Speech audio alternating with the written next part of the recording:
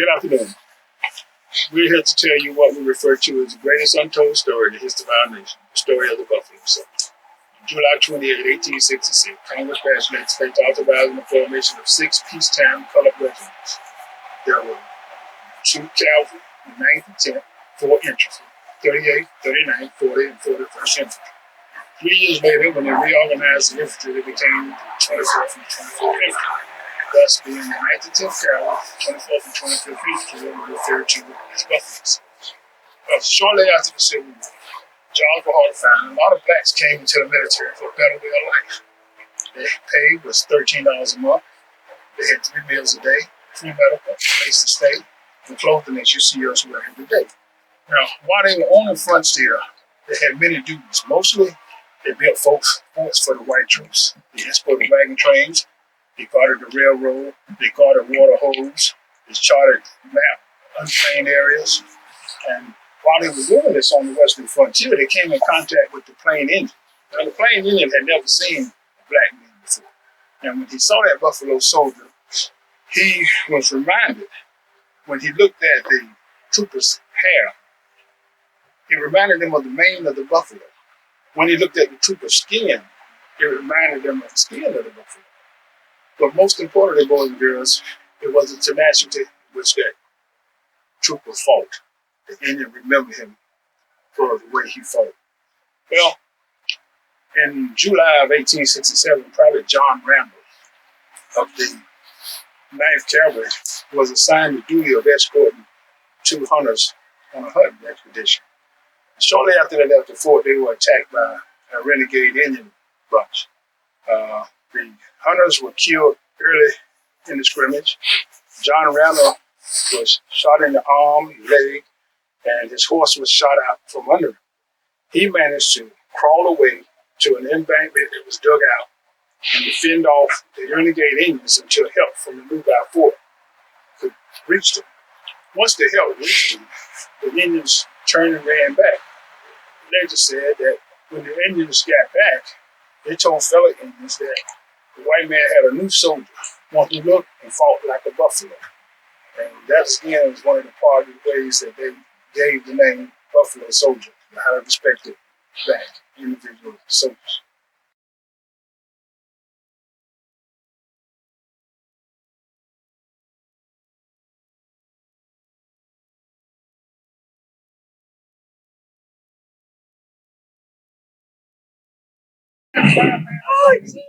I want to share with you today a story, the legacy, trooper Henry Flipper.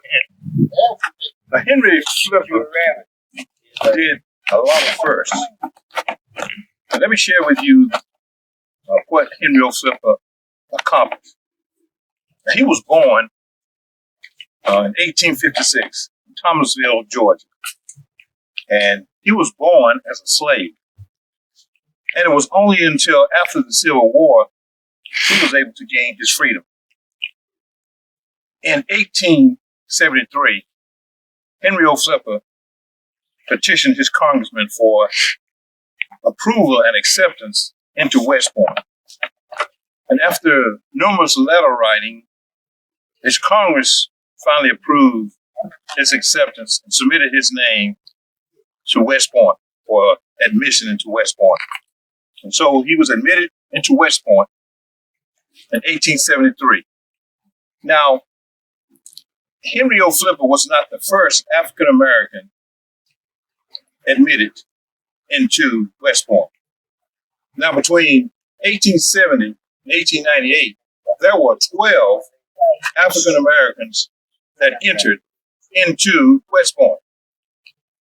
Now, ironically, only 6 of those African Americans even completed the first semester at West Point. But Henry Flipper, he endured. He was there for 4 years. Now, his 4 years consisted of being isolated. He didn't have any friends, male or female. Now, can you imagine eating breakfast alone?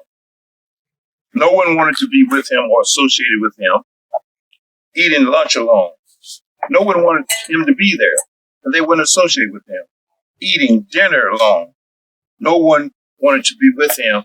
They didn't want him there. And at the end of the day, just study alone.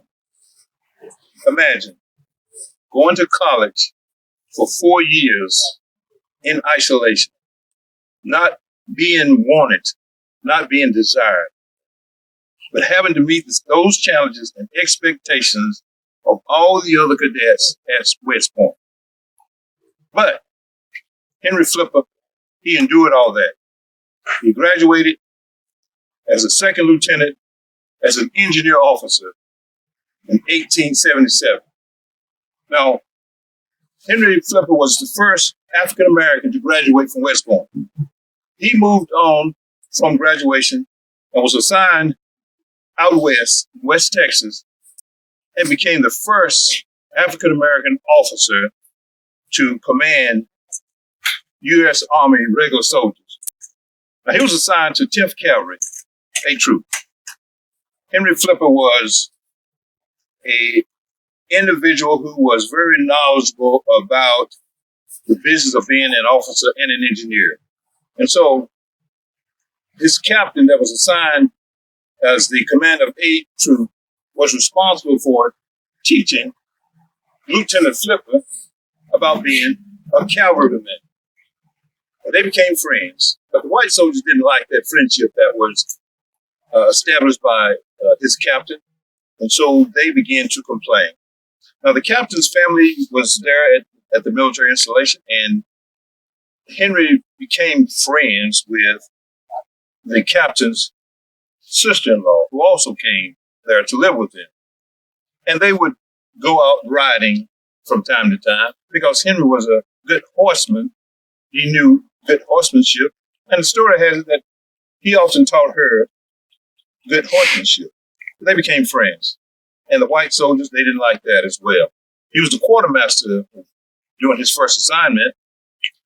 Those individuals who did not accept Henry Flipper, they began to complain to the captain.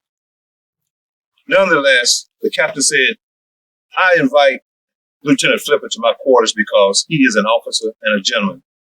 And that's the same thing that I would do for any other officer. That didn't satisfy those white soldiers, those white officers. So trouble was brewing.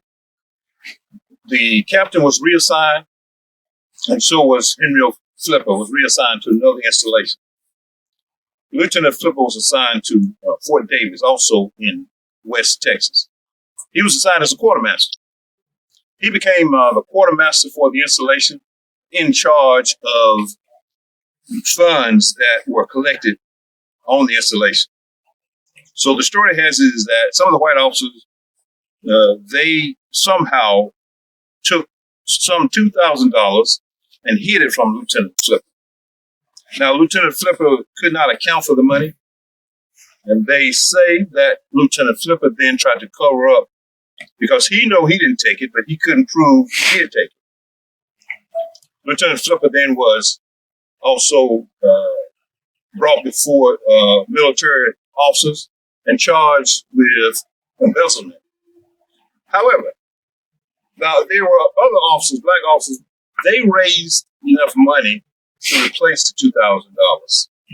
That $2,000 back then equates to some $53,000 in this day and time. A lot of money. But they proceeded with the court-martial. They did not convict him of embezzlement, but they did say because he covered up and lied to the officers, they gave him a dishonorable discharge because of conduct unbecoming of an officer. So Henry O. Flipper was discharged from the Army after serving 5 years in the Army. Now, Lieutenant Flipper, he went on to serve in the U.S. government in various positions. He passed away, and his family then petitioned to the U.S. Army to get his discharge upgraded. They were successful. In 1976, Henry O. Flipper discharge was upgraded to an honorable discharge. Additionally, the family continued to petition the government and the commander-in-chief at that time, President William Jefferson Clinton, in 1999. Then President Clinton pardoned Lieutenant Henry O. Flipper, and therefore setting the record straight that he was wrongfully convicted of what he was charged for, and therefore eradicated his conviction and ensured that he had a record of distinction as an honorably discharged officer in the United States Army. Henry O. Flipper, the first African American to graduate from West Point, the first African American officer to lead U.S. Army regular troops, a true hero.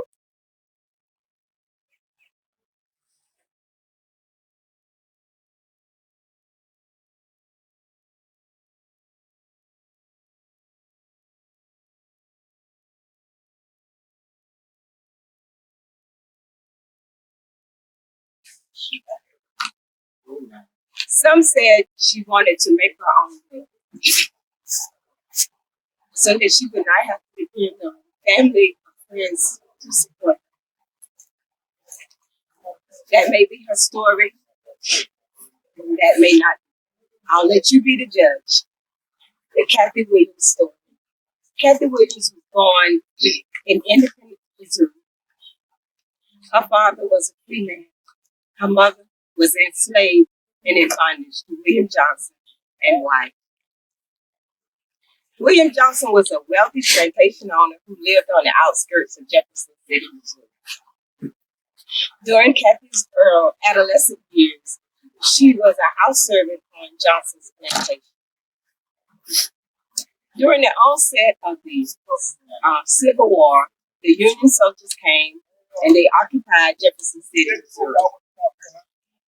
And during that time, all slaves, captured slaves, were considered contraband and were used in various military support, such as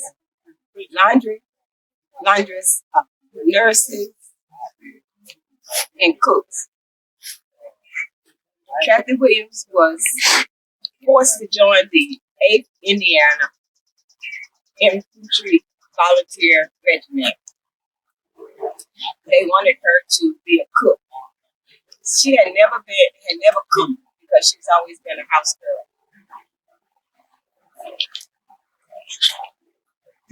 So she traveled with the soldiers and marched with them to their various battles. She went from Georgia to Arkansas to Louisiana, marching. So she learned to cook when she was in Arkansas, and she traveled with the soldiers.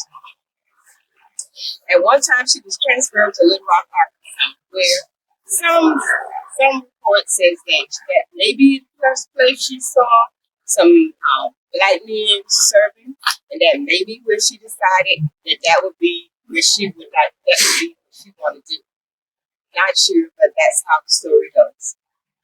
At the end of the Civil War, Kathy Williams returned to Missouri, maybe in hopes of finding her family, but she returned to Missouri, and on November the 15th, 1866, she enlisted in the 38th Infantry Regiment as a soldier. She changed her name from Kathy Williams to William Kathy in order to enlist. She was given a courtesy physical, so it was easy for her to fit in as a male to serve in the infantry. So she enlisted for a total of 3 years, but she only served 2. Because prior to her joining the military, she had been traveling with the Union soldiers. So marching in the inclement weather may have taken a toll on her. So soon after she enlisted, she was hospitalized. And it was seen that she may have had smallpox. She joined her unit later on in New Mexico. Now, it's reported that she was hospitalized a total of 5 times, 4 or 5 times before it was discovered that she was a woman. 2 people knew that she was a female, but they didn't say anything wrong. Cousin and a close family friend, but they didn't tell her secret. She would go on sick call a variety of times, but during those times, no one discovered that she was a female. So some reports says that maybe she wanted to expose herself and let someone know that she was a female. She could have been tired of being in the military because they're infantry soldiers are soldiers who go to battle on foot. So Kathy was a foot soldier. This weapon is the type of weapon that Kathy Williams would have used during her time in service. The equipment is this equipment that she would have to go from place to place. Her bedroll and all was carrying on her back. My canteen, somewhere for me to cook. All of this was somewhere for her to cook. Was all on her person. So after serving for 2 years, and maybe she got tired, that's what some report says, she revealed herself. So the post surgeon reported her to the post commander, who later discharged her. And some reports says they characterized her as unfit for duty because she was hospitalized so many times. But as a soldier, she served her country. She did guard duty like all the other soldiers did guard duty. She worked and did everything that a soldier would do as a male soldier. So after the 2 years, they discharged her from the military. She didn't have her discharge papers. We found the papers. Now, it wasn't until 1948 that women were allowed to serve. However, other women did serve, but none were. She is considered the only female Buffalo soldier. So she ended up in Trinidad, Colorado, and she became a cook because she learned to cook in the military, and she also had a boarding house. So during this time, it was not normal for Black women or African American women to be entrepreneurs. So Kathy Williams was an entrepreneur. She learned a trade that the military taught her, and she used it to take care of herself. But while she was in Pueblo, Colorado, she got married, and her husband, it didn't last long because he stole her horses and some money. She tracked him down, and she had him arrested. She said she really liked that area because the people were nice to her there. She ended up in Trinidad, Colorado. The last place is where she's known to be. So back in 1891, her health started to fail. And she wanted to get some assistance from the military. Now, because she enlisted as a male, they had her named as William Kathy and not Kathy Williams, so maybe that's the reason why they denied her pension. Maybe because the government didn't want to let it know that a woman actually served in the military. Whatever the reason is, they denied her pension. She came into the interview on crutches. All her toes were amputated, and they said she was not disabled. So we tell her story so that people will know that whether she enlisted fraudulently or not, she still served, and she was a Buffalo soldier and proud of it, I'm sure. But we tell her story so that people will know that there was a female who did serve honorably in the United States Army.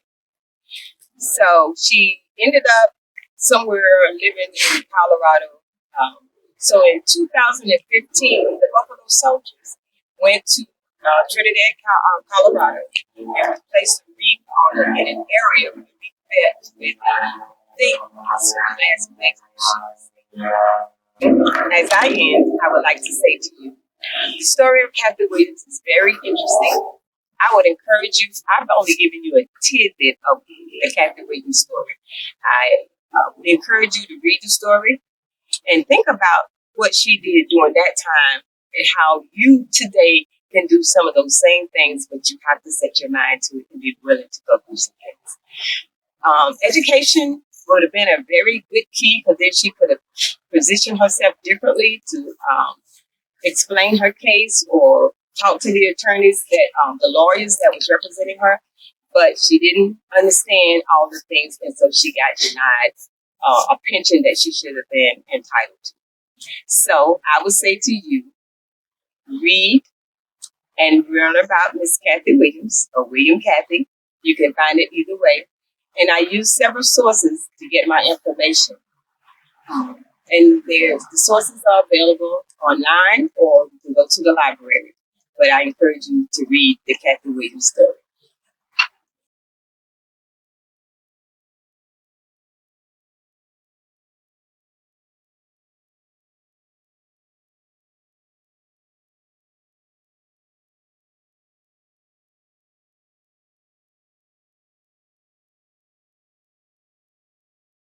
Afternoon.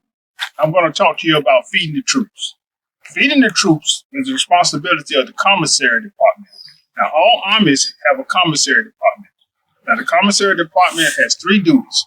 They buy the food for the troops, they store the troops' food in the warehouse, then they issue it to the troops when it's needed. Now, when they issue the troop, the food is called rations, and it's normally supposed to last for 3 days. And pretty much like they do in the military today, they say a 3-day draw. So they draw enough ration for 3 days. Now, the food the Buffalo soldiers ate was mostly meat and bread. The meat was pork, which came from pigs, or beef that came from cow. Most often they had pork. And the bread they had was hardtack. This was a water, flour, salt mixture that made this bread known as hardtack. And it's pretty hard. They even call it nickname for worm castle because worms would get in it sometimes. And also they call it tooth dullers because they would hurt their teeth. But the most exciting thing about the hardtack is when they had it, a lot of times they would mix it with the salt pork after it was cooked, thin it out, and they would have a dish called scallywag. Now, when they used this beef, they had to eat it right away. So in the winter times, they could store the beef pretty good. But in the summer, they either had to make jerky, which was a slow process where they would cut the meat up, lay it out on the fire, let it dry out. And then when the troops got ready to go out for lunch, they may take jerky with them, may have some pork left. So they had other rations, but the main food that the Buffalo soldiers ate was meat and bread. And then when the rations came in, sometimes they had flour, sugar, pepper, tea, coffee, molasses, cornmeal, dried beans, vegetables. And the interesting thing about the vegetables was a lot of times they would grow their own if they were set up in a situation where they could. The troop would have one trooper from each company, and they would call him a gardener. And his sole responsibility was to grow vegetables. He would grow tomatoes, onions, carrots, potatoes, and he would cut up the hogs and stuff when they got it. And they had special dishes that we'll talk about a little later on that they used to cook for each other and things that they enjoyed cooking.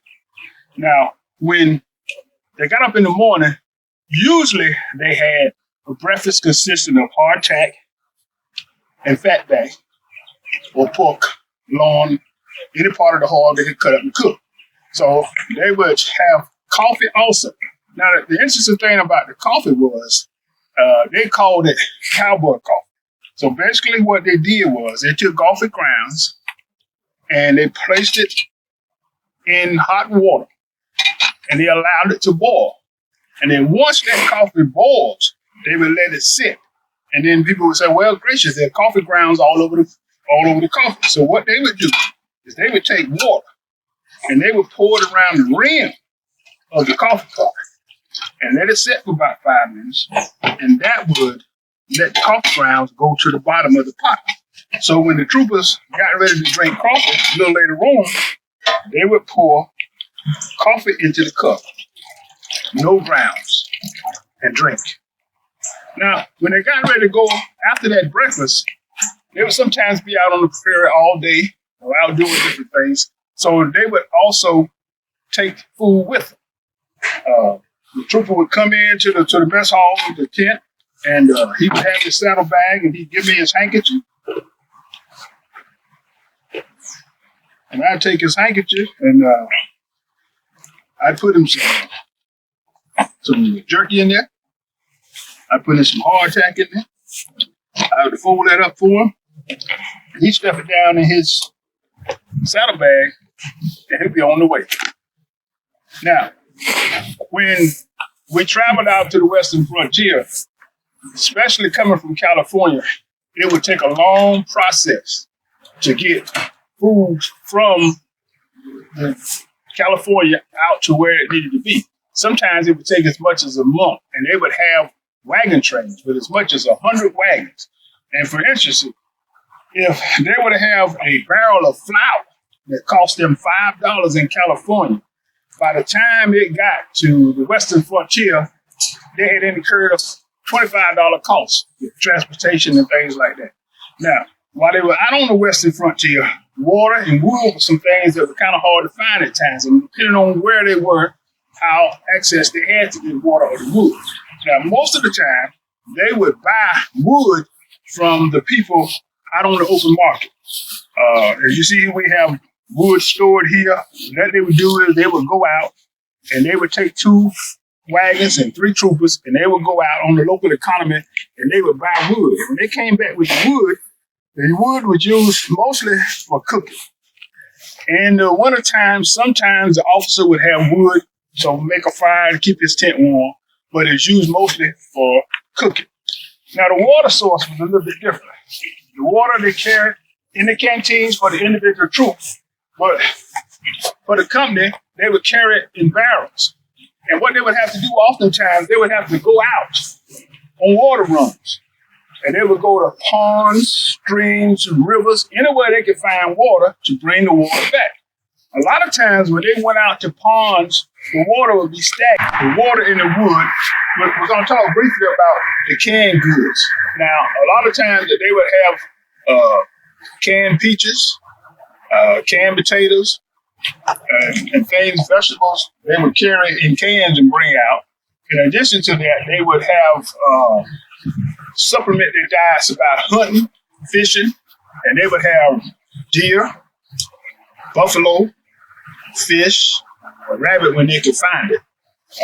And pretty much anything that they could do to supplement the diet. Now, when we talked about the garden, we talked about the guy that did the gardening, and that was his only responsibility. But in addition to that, they had vegetables that came in sometimes, but it would be time to time for a while before they got in it.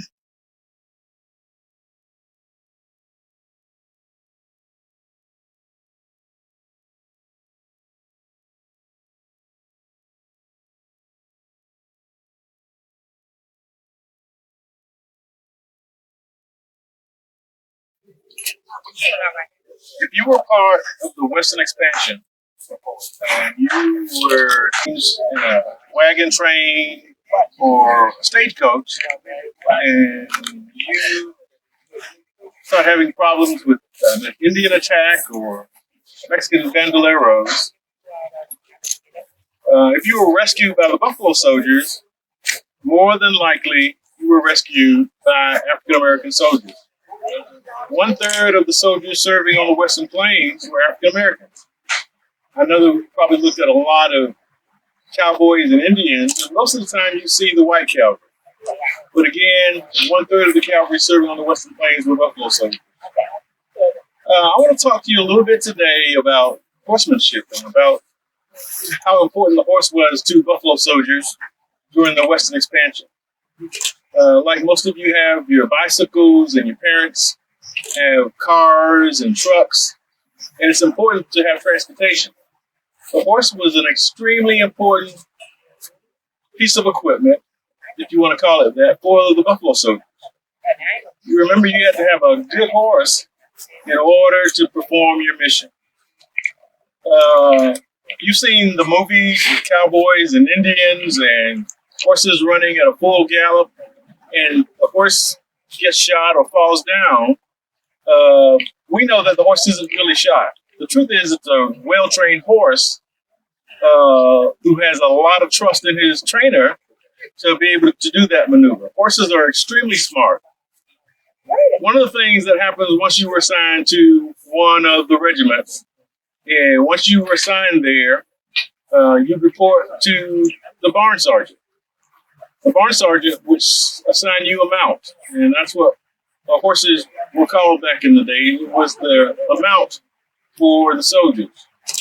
Sometimes you get a horse who had already been broken and trained and was part of the stable.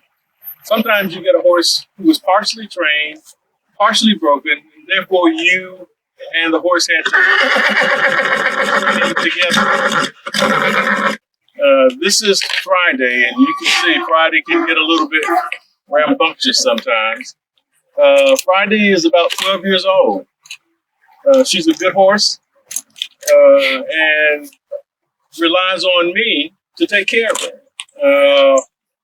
When the Buffalo Soldiers were on a mission and it came time to rest, the first thing that would happen was that it was time to water. And before you took care of yourself, you take care of your horse first.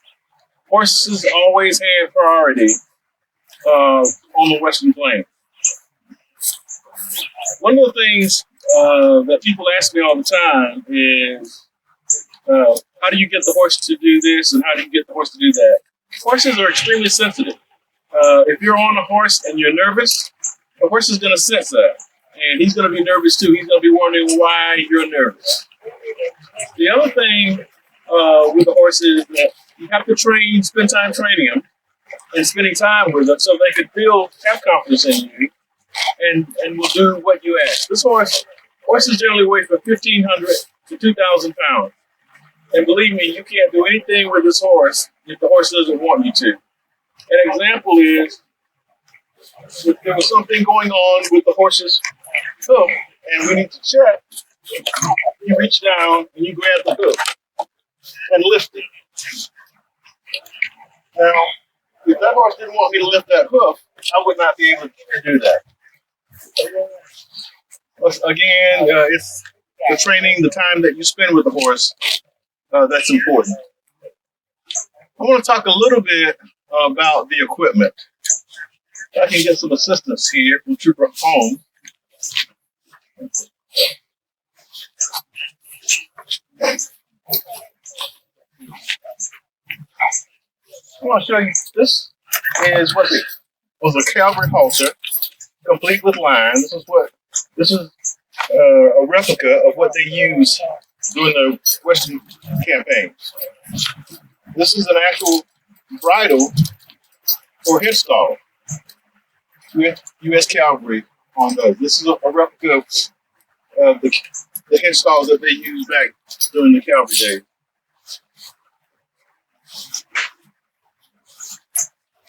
This is McCullough's saddle. Saddle is great for the horse, but not good for man. I've ridden this saddle numerous times in parades and other events, and I'm telling you, at the end of a good long parade, you're ready to get out of the saddle. But again, it's a great saddle for the horse. You probably can't see the vent in the saddle, but it's vented for the horse. This is a typical bedroll. Normally, most of your extra clothing and other stuff, sleeping blankets, would be in this particular roll. This one is kind of a weather roll for rainy weather, for dust, and those kinds of things. This is the utility rope.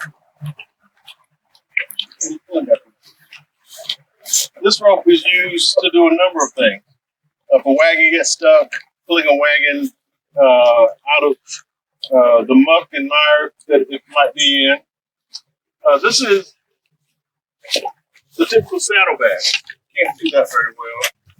But all of your stationery and other little personal items would generally be stored in your saddlebag. And these are extremely important. This is obviously a canteen. There are two on this particular tack. Again, even if it was somewhere where we had to stop for water and we weren't at a lake or some kind of little water hole, the horse would always get to drink first before man does. Okay. And I want to share with you this. This is the Sharps carbine, 50 cal. And if you remember the presentation that Trooper Rogers did, she talked about Kathy Williams. Kathy Williams was in the infantry. If you notice, her weapon was an entirely different weapon. It was a big musket. This was designed for the cavalry. It's a little bit lighter than the musket. It's designed, in fact, this strap I have here is part of the equipment. You would fasten it on so that if you are riding and you lose handle of the weapon, it stays with you on the horse, so you don't actually lose the weapon, and that certainly is an important thing.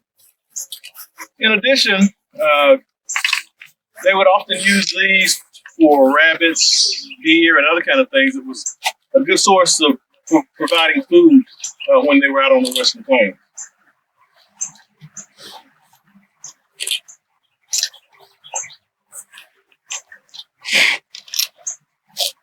That's basically the equipment. Again, horses were very important to the cavalrymen. It meant them getting their mission accomplished. They were expert horsemen. During times when they were in camp or in garrison, they would often have riding competition. They were excellent rodeo guys. They were excellent steeplechase, a number of things. As a matter of fact, they actually taught horsemanship at West Point. So they were excellent horsemen. I'd encourage you to go online and spend some time researching and spending some time talking about or looking at the Buffalo Soldiers and their time on the Western frontier. Thank you, sir.